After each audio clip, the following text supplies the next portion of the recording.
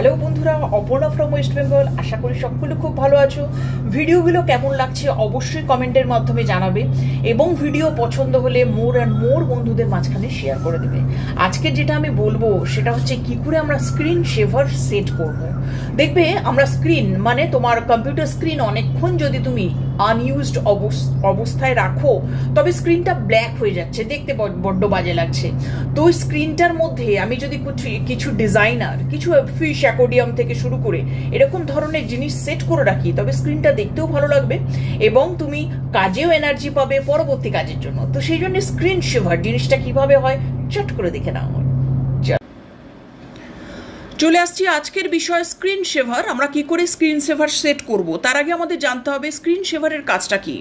সেটা হচ্ছে তুমি মেশিনটাকে কিছু সময়ের জন্য যদি তুমি আনইউজড অবস্থায় রেখে দাও অথচ অন করা থাকবে, তোমার স্ক্রিনটা একটু ডিজাইন থাকবে অথবা ব্ল্যাক হয়ে যাবে না, এইরকম যদি তুমি চাও তবে কিন্তু স্ক্রিন সেভার সেট করে রাখতে পারো। দেখে নাও, আমি সিস্টেমটা দেখিয়ে দিচ্ছি। রাইট বাটন প্রেস করো, মেশিনের মাউসের রাইট বাটন প্রেস করলে তুমি এরকম ধরনের একটা ডায়লগ বক্স পাবে।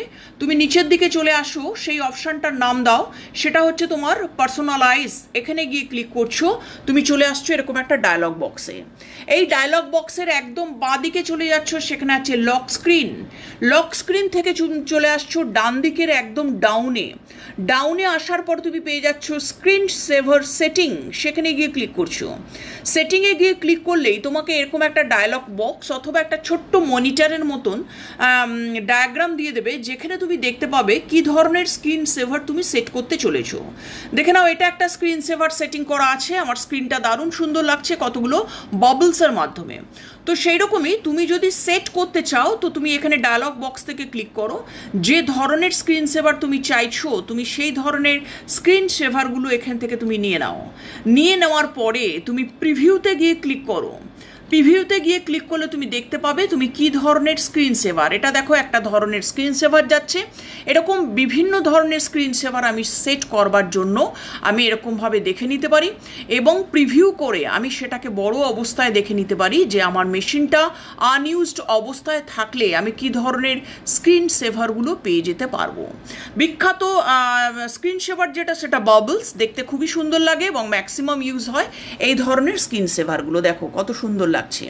শুধু প্রিভিউতে গিয়ে তোমাকে সেট করে নিতে হবে এবং দেখতে হবে তুমি কি ধরনের স্ক্রিন সেভার সেট করতে চাইছো। এই ছিল আমাদের আজকের স্ক্রিন সেভারের সেটিং। হয়ে যাওয়ার পরে তোমাকে রাইটের দিকে এরকমভাবে ক্রস অপশন আছে বা ক্রস সাইন আছে, তোমাকে সেখানে গিয়ে ক্লিক করতে হবে এবং এই ডায়লগ বক্সটাকে তোমাকে অফ করে দিতে হবে। এই ছিল আজকের বিষয়, সেটা হচ্ছে স্ক্রিন সেভার। চলো টাটা, বাই বাই, আবার দেখা হচ্ছে নতুন ভিডিও নিয়ে।